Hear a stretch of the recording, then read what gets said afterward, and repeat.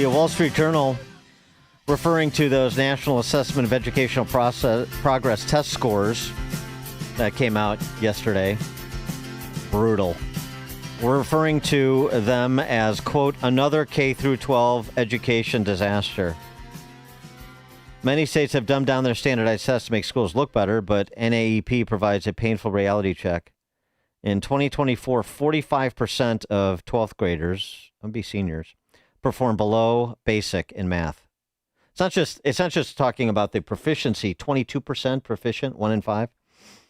45% below basic in math of seniors. 32% below basic in reading. 8th grade science scores were hardly better, 38% rated below basic. In all three exams, students scored on average lower than on the most recent exam in 2019. Reading scores were about 10 points lower than when the exam was first administered in 1992.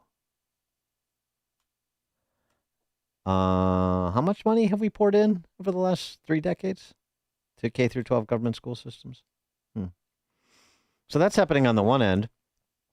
And on the other end, as our next guest document in a piece they wrote for the Journal, everybody in the Ivy League's getting an A. In point of fact, there was an interesting piece in the Atlantic that corresponds to the piece our next guest co-authored by Rose Horowitz, entitled The Perverse Consequences of the Easy A. Listen to this passage. Without the threat of poor grades, students have largely stopped trying in their courses. Harvard psychologist Steven Pinker told me, the author, that student performance on the multiple choice portion of his final exam, which he has kept mostly the same, has declined by 10 percentage points over the past 2 decades, even as he gives out more A's. An incoming Harvard junior who requested anonymity to avoid affecting her future job prospects told me that for all the hand-wringing about student self-censorship, her peers mostly don't read texts closely enough to form opinions in the first place. Melanie Kamet, a Harvard International Affairs professor, said, quote, I feel like college has become almost anti-intellectual.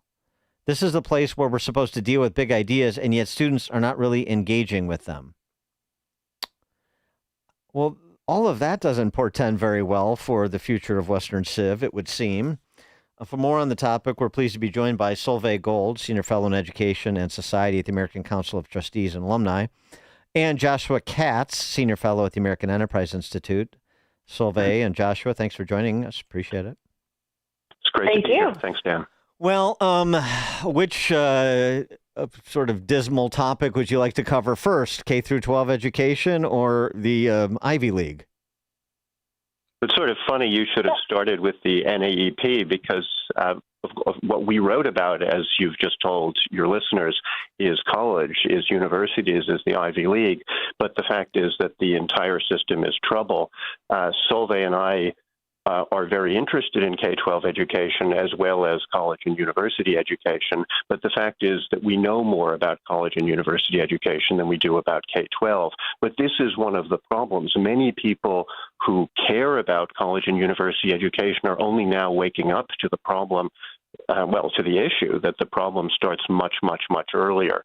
So I hope in the years ahead, and I think both of us can say this, that we will spend more time on K-12 issues as well, because the problems run very, very deep. I'm sure you can get and we are, after all, tell you all about grade inflation there as well. Solveig, go ahead.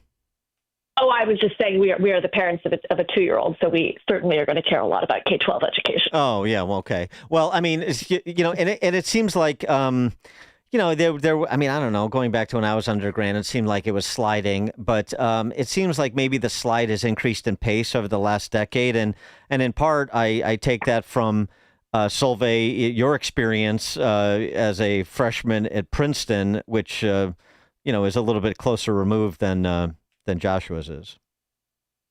Yes, well, Joshua and I grew up 6 blocks, 25 years apart, I always say, but we had the same experience when we got to college. We had both gone to New York private schools, been top students, got into our Ivies, I to Princeton, Joshua to Yale, and we get there thinking we're just hot stuff, And first thing that happens, we write papers on Homer. Mine was on the Odyssey, and Josh was on the Iliad, I believe. And we both got the same grade. We both got a C+, a grade that was so bad, I think I actually laughed more than I cried. I couldn't even conceive of a C+. But, it was a really important moment because it made us both realize, gosh, maybe we don't know as much as we think we know. Maybe we're at college for a reason. We're actually here to learn something, not just to get a, gold star on a resume. We're actually here to be taught. And professors, I think, and administrators as well have forgotten this. They forget that that they have knowledge to impart to students.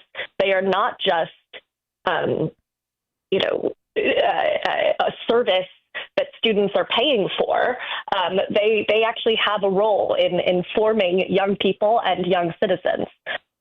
Well, how do you react, either one of you? How do you react? Steven Pinker's been at Harvard for a long time.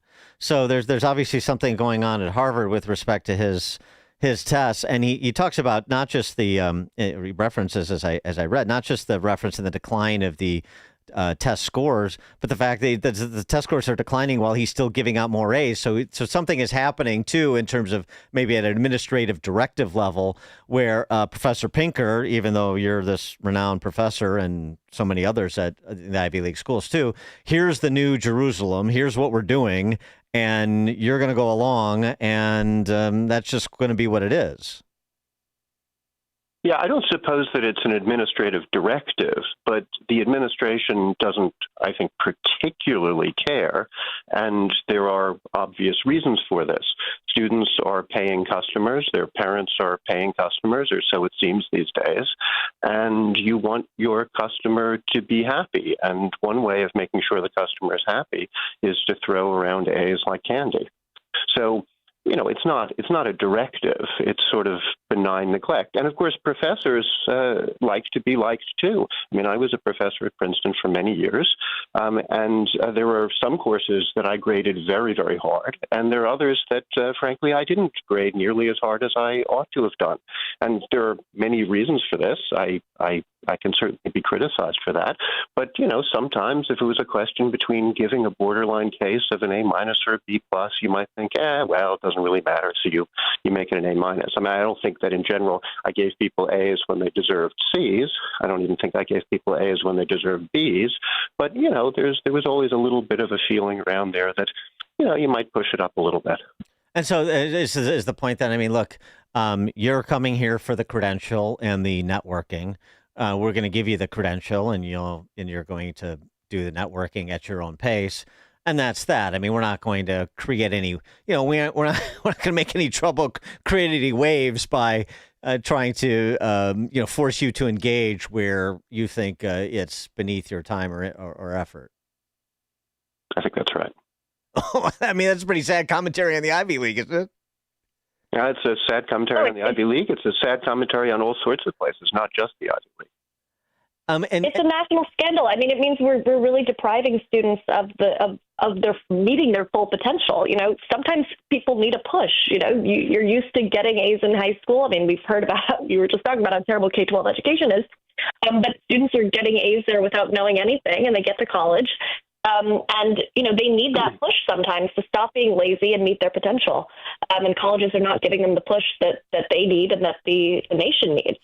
There's an interesting piece by Rob Henderson over at the Free Press, and it sort of dovetails with this, talking about the downward mobility of some of these elites and what that. It's a wonderful piece. It's actually, I have to say, I think that's one of the very, very best pieces that Rob has written. It's really good. And you should really read that piece. Yeah, and speak to that, because he talks about how that downward mobility among people who have expectations to have the world at their fingertips, and they don't really financially, particularly as relative to their expectations, relative maybe to their parents or grandparents, it plays out in some disturbing ways.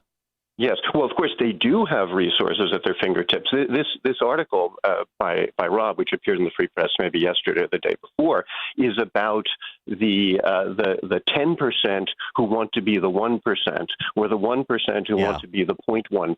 Yeah. Right. So we're not talking here about downward mobility from low down on the ladder. This is about downward mobility from the top. Solveig and I, as she pointed out, and as we say in our journal piece, both went to fancy New York private schools. Right. We are undeniably in the top 10%. What Rob is talking about is people like us. Well, right, but it's the expectation game, and as he references Durkheim saying, the more one has, the more one wants, and so they're starting from that place, and they expect that the prestige and the money will just come, even if they sort of have the work life of a dilettante, and it's not, and it engenders sort of resentment, and that can manifest itself in all kinds of destructive ways, politically and even criminally. Right. And then the world seems to like this. And one of the points we make in our piece is that, the effect of great inflation is political, because you're telling students that they know things when they don't know things. And now they have this kind of unearned confidence and a lack of humility when they go out into the world, engage with people, and they're unwilling to listen to the people around them. Right. And so then you end up with this breakdown of civic friendship that we have nationwide. And I think you can trace that back. I mean, among many other causes, you can trace it back to the great inflation scandal in our universities. And do you guys, do you see any sort of pushback within these universities coming, particularly with some of the changes in leadership in the recent years? I can't say that I see anything coming. It's going to have to come probably from the other end. I mean, Solveig just spoke, and I agree with everything she just said, with very high-minded rhetoric about self-understanding and what you don't know. But the fact is that handing out A's to people who don't know anything has real consequences in the real world. You can't distinguish anymore. An employer can't distinguish anymore. Somebody who wants to hire you as a lawyer or a doctor or an accountant or anything can't distinguish anymore between somebody who really knows stuff, sort of knows stuff, and doesn't know stuff at all. And at some point, that problem, which people have been noticing for a while, is going to get so great, and maybe that will then force colleges and universities, and for that matter, K-12 education, to shape up a bit. But no, I can't say that I see anything happening right now. Well, that said, let's give Harvard a little credit here. Rose Horowitz's piece in The Atlantic talks about the fact that Harvard is, in fact, trying to address this problem. We'll see if it amounts to anything, but the impetus for The Atlantic piece is that Harvard was now thinking about doing something. Yeah, I mean, sure. I mean, Harvard is now thinking about doing all kinds of things, and maybe it is slightly doing it. Right? It's no longer the worst-ranked institution in the FIRE rankings, which came out again this week. It's just one of the worst. That's great. It's not exactly a breakneck pace in terms of reform, but I mean, what you're describing too. I mean, the implications piece of it, I think, is important, and it's not. And for professions much more important than lawyers. I'm recalling the Maitland Jones being pushed out of NYU because he was too tough in the organic chemistry course.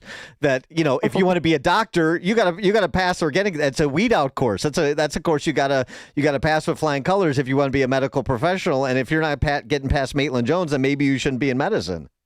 That's correct. And Mate was my colleague at Princeton for many, many, many years, and he was a legendary teacher of organic chemistry. Of course, organic chemistry was hard. People understood that it was hard, and he was much loved. Well, those days are long gone.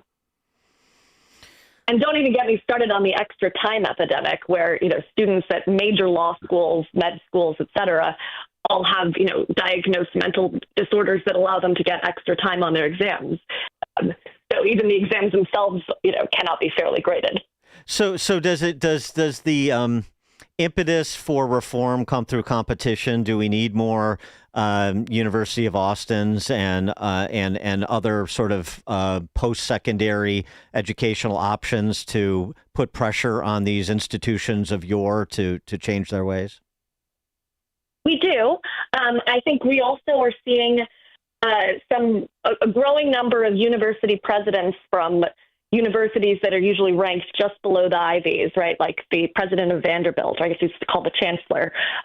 He's making a big push to reform Vanderbilt and to reform higher education generally. There was a great piece in The Atlantic about sort of the battle between university presidents at the moment, with President Ide Gruber of Princeton on the one hand and the presidents of Vanderbilt and WashU on the other.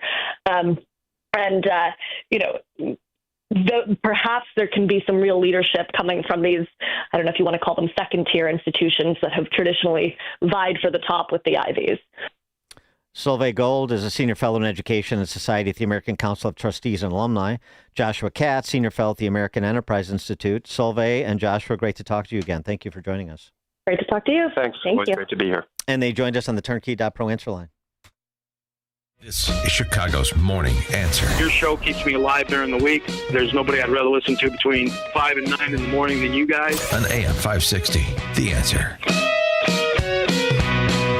Making the switch to a new communications and IT company